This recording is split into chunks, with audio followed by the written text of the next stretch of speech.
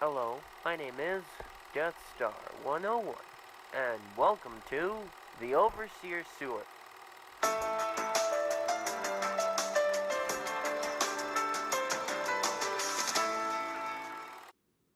This is just a little warning before watching the video. There might be slight spoilers when I talk about the movie, just to let you know. I was actually talking about it, and I said while I was talking that I might have spilled a couple of spoilers. So I just decided to take it upon myself to tell you guys now at the beginning of the video that there are slight spoilers. What is up, everybody? deathstar 101 here, bringing you another episode of the Death Star podcast. Episode 2. Last episode, we were talking about the Angry Joe show situation with his audience and stuff. And today, I'm going to be talking about a movie that I went to go see called Detroit.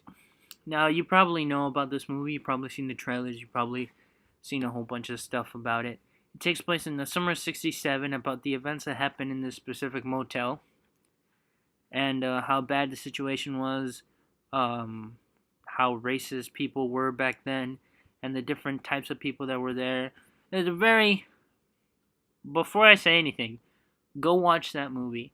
That movie is an emotional roller coaster. It was for me, and I'll talk about that in a little bit. But the movie was great.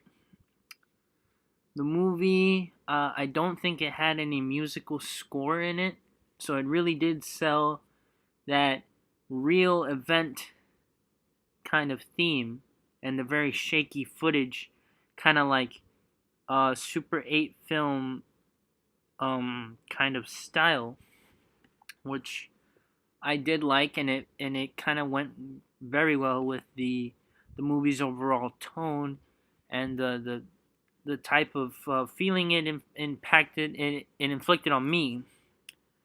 Very emotional roller coaster for me. Right off the bat, this movie is great. Go watch it. But what is it? This movie was kind of hard for me to watch. I will say that this movie was hard. A part that really got to me. Now, during this time, in this time period, I guess they're looking for like snipers and stuff. I guess I'm not really familiar with the sniper story. I'm more familiar with the racial part and the civil rights stuff. But they were, I guess, looking around for snipers because of how bad the situation got. And out of curiosity, this is very sad. A little girl was watching her cartoons, and out of curiosity, she looks through the blinds. The army patrolling the streets thinks that is a sniper, and one thing led to another, and they literally just took the tank and boom, that apartment, and they killed the little girl. That's to show how bad the situation was, and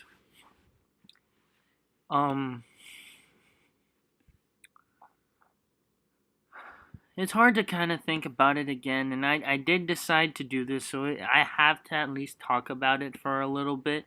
But it's just hard for me to look back at the moments that I've seen in that movie because it felt so real. At least in my, it felt so real that I walked out of the theater with a different way of thinking.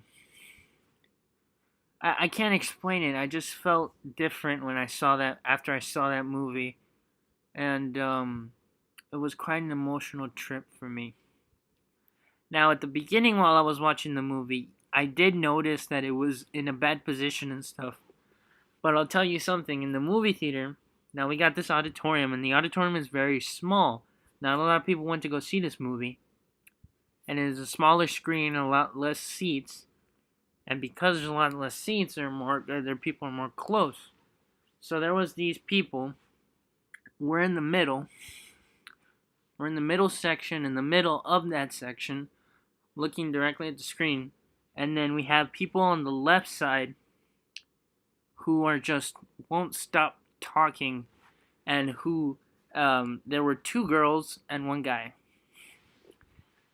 and I was hoping that they'd be quiet, and they weren't. They were laughing, wouldn't stop talking, wouldn't stop using their phones during the movie, and I kept saying to myself, why are these people even here if they're not even gonna watch the movie? You know what I mean? Like this movie has to, you gotta really look at it to understand it. You know, these people are just goofing around. At one point while we were watching the movie, the guy yells, which got really annoying. And I was this close. I was really close to getting up, go near them, and actually tell them kindly and quietly that if they could bring it down or if they could stop talking so that other people can enjoy the movie, because they were really loud and this auditorium is very small.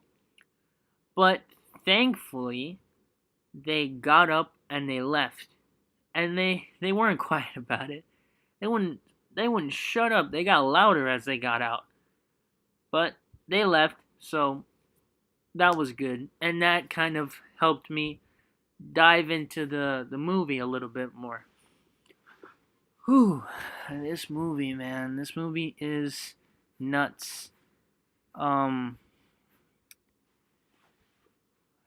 where do I start? I did talk about the earlier scene where they killed the little girl at it because she curiously looked out her window. Um, but you know, John Boyega, good performance. I really liked him. Um, Will Poulter, I think guy's name was. He's the lead cop in the movie, and I did watch an interview, and he said that the role that he got for this movie is one of the most emotionally draining, um, roles that he ever took, because of how racist the cop was. And he said he was also excited in a way, because then he would shine a light on the type of cop that he was and the type of cops that are out there. So he really wanted to get, this message out in his character to show how people are, how racist people are. And there are two other actors who play the cops, and one of them is just like nervous, and then the other is just like beating up these people. Now usually the entire story, well, most of the story, not the entire, but the most of the story of this movie takes place at the motel. So these two African American young kids, young guys, are part of this group called they're part of the singing group. I forgot the name of it. I think it's called the Dramatics or something like that. And they were supposed to perform, but because during this time there were a lot of riots, they can't, because of how bad the riots were outside. And so they don't get to perform, and the other guy's like, the lead singer guy, he's just like, man, I really wanted to perform. This is my dream. And they didn't. So they go on a bus to get out of there. And while this is happening, they're throwing stuff. People are throwing stuff. They break down the window of the bus. And they force them out of there. And then they just get out, and they start escaping from the bus. And then they go up to this motel, getting a room and stuff because of how bad the riots are. So then they meet at this thing. They go, these two, the best friend of the lead singer and the lead singer, they go to this motel. They get a room, and then they meet these two girls. And these two girls go ahead and visit a friend that they have in that same area, that same the motel, and they go to see him, and then they of course they accompany them, and they're talking about they're hanging out, they're making fun of the two dudes, and then a guy pulls out a gun, starts talking about the friend that they went to go visit. He pulls out a toy gun. Everybody thinks it's real. And then he talks about how racist the cops are and how they just shoot. They call you names and then they shoot. And then they're all everybody thought that he shot one of his friends, but he didn't. And it was a joke. And so they start laughing and stuff. And then later on, what was it? Later on, this guy, the same guy that had that toy gun, they all leave. They all the people, the two girls, meet with this character called played by Anthony Mackie, and then the two friends, the lead singer and the best friend of the lead singer, they go to their room, and everybody leaves off, and then the guys that were in the same room that they went to go visit, they're all talking, and then the main character, the main guy that had the gun, the toy gun, says, "If I shoot this out the window, they won't know where it's coming from." And they'll be like, "Are you crazy?" And he said, "Watch." And he shoots it, and then everybody starts freaking out. All the soldiers and the cops. And then he shoots it more, and then they get over there, and a whole bunch of cops, and they're like, "Oh crap, all the cops are here." And that's, this is where stuff happens. And oh my god, the stuff that these cops do, man, this is crazy nuts. What is it? The guy that had the toy gun, they say, "Oh, he's a sniper, kill him," and then they kill him to death, and for no reason, they just shoot the guy to death, and he bleeds on the floor, and then what happens was they have spare knives on them to put next to the victims of their shooting, and they pretend as if they were doing self-defense. They're saying, "Oh, when you get to the station or when they ask you questions, just say that he went over for your gun with a knife. He tried to stab you with a knife, and you had to shoot him because he grabbed your gun." It's so bad. And then, they use this tactic, the death game and stuff, and they take one person in the room, they shoot, and they tell him, they shoot somewhere around the room to make it seem like as if they were dead, and they say, "Be quiet and stay still, or the next one is for real," and then they release them. But then one of the cops thinks this is real, and he didn't know. So he accidentally kills him, and then he goes, the lead cop, played by Will Poulter, I think that's his name. Again, I don't really remember the actors' names, but the lead cop goes in the room and he's like, "What the heck did you do? You just killed him. We weren't supposed to kill him. We were just supposed to scare him and tell him that everything is gonna be all right, and then if they don't say anything, they could leave." And he's like, "Oh crap!" And he's like, "You got a spare knife on you and stuff," and they're looking for a knife and they don't have one. And then to make it seem, he just tells him, the lead cop, he tells the rookie cop, or the really nervous cop, or whatever his name is, he just tells him, "Okay, it's all right. All you gotta do is say that he went out for your gun and you had to shoot him. That's it." They get away with this stuff so simply. And it's so frustrating. And as this is happening, they're beating up these poor people. The two white girls. They're white. And what is it?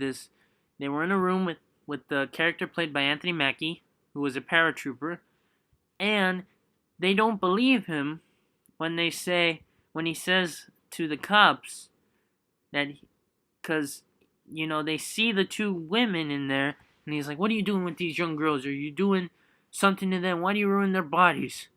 And then he's like, sir, it wasn't that. I just met him, and I just came on the surface, and he's like, no, that's crap. I'm gonna hunt down all these pimps, or whatever he says. Calls him a pimp because he thinks that he was having intercourse with these, or he was going to have intercourse with these girls, and then they eventually take one of the girls into the room, played by, I believe, Hannah Murray, and it's the other cop, the really mean one that's beating up all of them, not the lead one, but the second in command, I guess, as you can say. Takes her to a room, and then he starts just talking to her like a regular person.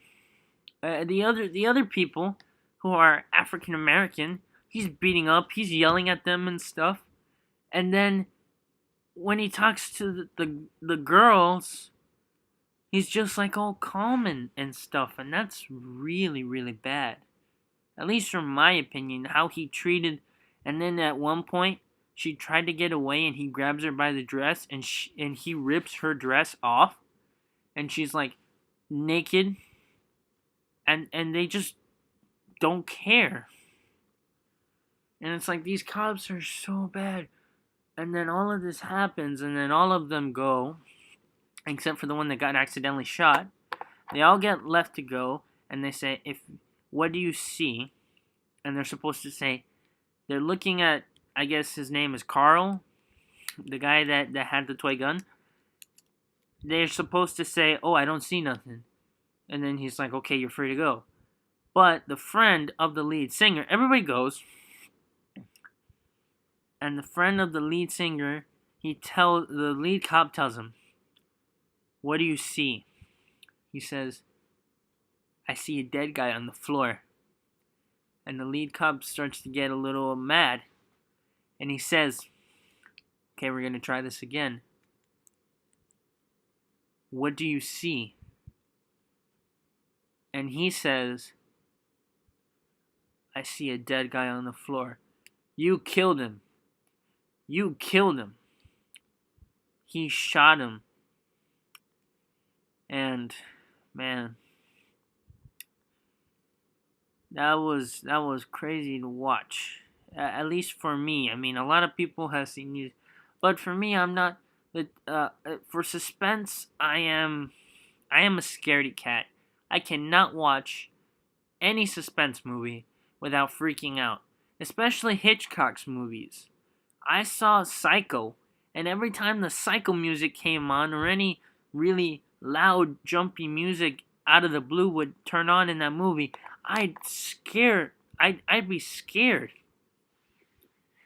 And it's funny because it was the first time I watched that movie, and I'm watching the movie. I'm really into the movie. It's almost to the end, and my mom's phone goes off, and I just scream and jump out, and my mom is like laughing out loud. She's just like, man, it's just a movie. It's not supposed to even be scary. I'll tell you, one of the scariest things I've ever seen, and this isn't even as a kid. Oh, I'm still a kid. But this wasn't even as I was like young, like 7 or 8 or 9 or 10 years old. This is when I'm like high school age, during the summer of freshman year going to sophomore year. I watch, what is it, Attack of the Birds, or that movie with the birds. The Birds, that's the name of the call. That's the name of the movie. The Birds by Alfred Hitchcock. And I cannot, it's so scary to me to think about something like that, because you think about it, you think about birds attacking you, pecking your eyes out, that's really scary. And so, I don't know. I'm really bad with suspense, so this movie was really, it emotionally impacted me a lot. And at that point, you see these cops, these 3 racist cops, beating up these people, hitting them with their shotguns, and and everything, and it's just madness there. And it's just like the lead singer is all beat up. He's bleeding everywhere. He's beat up. Excuse me. He's bleeding, and these cops find him, and then he's like, "Oh crap! Please don't do anything to me, please, please." And he puts his hands up, and he starts getting on his knees, and the cops are like, "No, no, no, don't worry, don't worry. We're gonna get you to a hospital." And these cops, compare them to the cops that he was just with. It's almost shocking about how racist they were, and it's so crazy to me. And this movie, I told my dad the night because he was coming late, and we just got out of the movie theater. We arrived home, and I was telling my dad because he called me on the phone, and I told him, "Dad, this movie is great. It's an amazing movie, but to me, it was an emotional roller coaster. I walked out with a headache." Not because of the plot or anything like that. It's because of I sort of felt everything, every emotion, fear, and all this kind of stuff. And I don't know. I can't explain it. I felt fear. I felt emotion. And it's just crazy to me. And I couldn't take it to. I couldn't take it all. And it was just so much for me. I got overwhelmed, and my head started hurting. I started feeling a bit down. Not down, but I don't know how to explain it. And so I told him, "You have to watch this movie." And he's like, "Okay, we'll go watch it." And I said, "As much as this movie is great, I don't think I can watch it again because of how emotionally impactful it was for me."